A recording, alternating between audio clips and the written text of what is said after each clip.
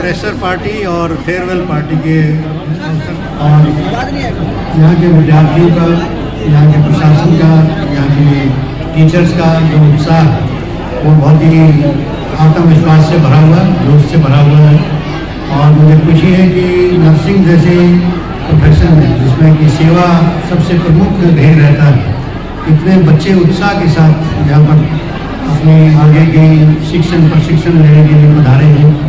और लगातार इस सिस्टम से जुड़ रहे हैं। देश में नर्सिंग की जो शॉर्टेज है उसको दूर करने में ऐसी संस्थाएं हमारी बहुत महत्वपूर्ण कार्य कर रही हैं और इसके लिए हमें और इसको प्रोत्साहन देने की आवश्यकता है कि हम कैसे नर्सिंग के जो हमारे पास संख्या है उनको बढ़ा पाएँ और साथ साथ हम किस तरह से की गुणवत्ता को और प्रभावी बना पाएँ। इसमें हमारे पास पोटेंशियल है, हमारे पास जो उसको अच्छा प्रशिक्षित करके हम पूरे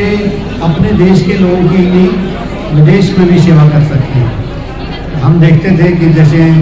कृषि में है कि आज पहले हमारे यहाँ अनाज की शॉर्टेज थी, उसके बाद ये हुआ कि हम अपना पेट तो भर ही सकते हैं, हम दूसरों का पेट भी भर सकते हैं। तो यही बात नर्सिंग में लागू होती है कि हमारे पास इतना इस समय युवा मानव बल है, हमारे बच्चे इतना अच्छा कर रहे हैं कि वो देश में ही नहीं पूरे विश्व की स्वास्थ्य सेवाओं का जिम्मा ले सकते हैं और उनको पूरी मानवता की सेवा कर सकते हैं। तो मैं इन्हीं शब्दों के साथ सभी को बहुत बहुत बधाई देता हूँ। और जो बच्चे जा रहे हैं यहाँ से अपनी डिप्लोमा और डिग्री लेकर के जा रहे हैं, उनका कैरियर बहुत शुभ हो, बहुत सफलतापूर्वक वो अपना काम कर पाएँ और देश में जो स्वास्थ्य सेवाओं की आवश्यकता है उनकी पूर्ति। जितने भी यंग एज लड़की हो या लड़का हो, सभी का ध्यान एमबीबीएस की तरफ बहुत ज़्यादा है। तो कुछ ऐसा संदेश देना चाहेंगे, जैसे एमबीबीएस में हुआ तो ये मेडिकल लाइन में बहुत अच्छा लाइन है, इसके लिए लोग इसमें एमबीबीएस की जो हमारे पास सीटें हैं वो सीमित हैं और उसके लिए जितना संसाधन चाहिए एमबीबीएस तैयार करने के लिए उसमें काफ़ी बड़ी मात्रा में संसाधन की आवश्यकता है और धीरे धीरे इसका भी विकास हो रहा है। हमारे पास डॉक्टर्स की कमी भी दूर हो रही है, लेकिन साथ में एक डॉक्टर के साथ साथ कितने और स्टाफ चाहिए। अगर हमारे पास नर्सेज नहीं रहेंगे, हमारे पास पैरामेडिकल स्टाफ नहीं रहेगा तो हमारे जो हॉस्पिटल्स की या स्वास्थ्य सेवाएं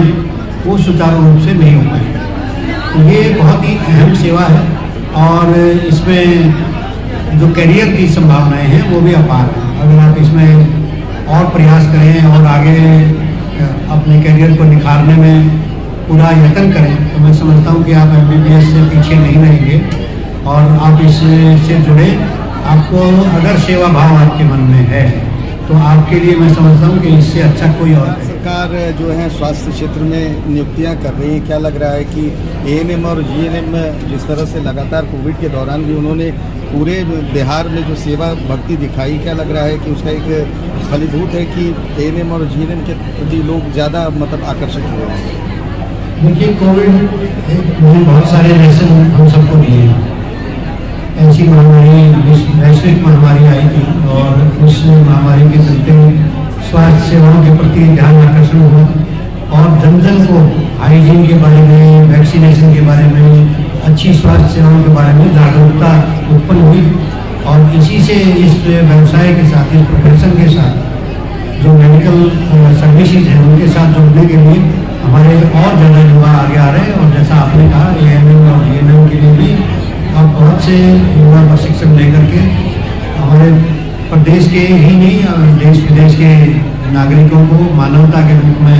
अपनी सेवा देने के लिए डॉक्टर की तरह क्या और अन्य क्षेत्र की तरह क्या पैरामेडिकल और नर्सिंग में संभावनाएं युवा वर्ग के लिए है?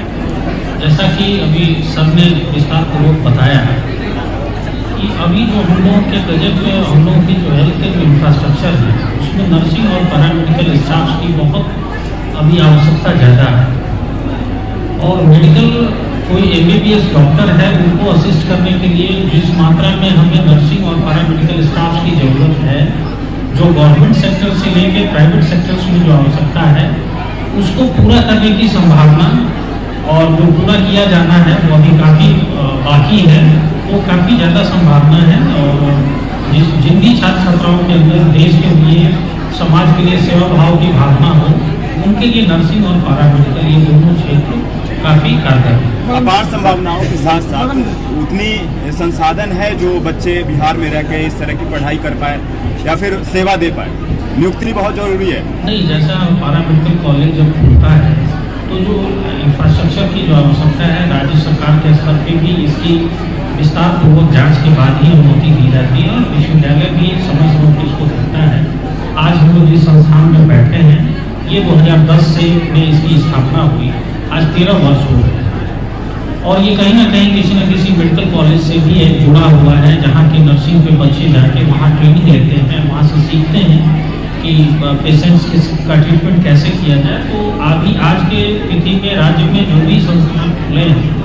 वहाँ छात्र छात्राओं को मेडिकल कॉलेजेस में जाके सीखने का अवसर है। तो मुझे ऐसा लगता है कॉलेज ऑफ नर्सिंग जो है, यहाँ जो छात्र एडमिशन लेते हैं यहाँ करके, जैसे आज बहुत बच्चे सफल होकर निकल भी रहे हैं, तो कैंपस सिलेक्शन यहाँ है या नहीं?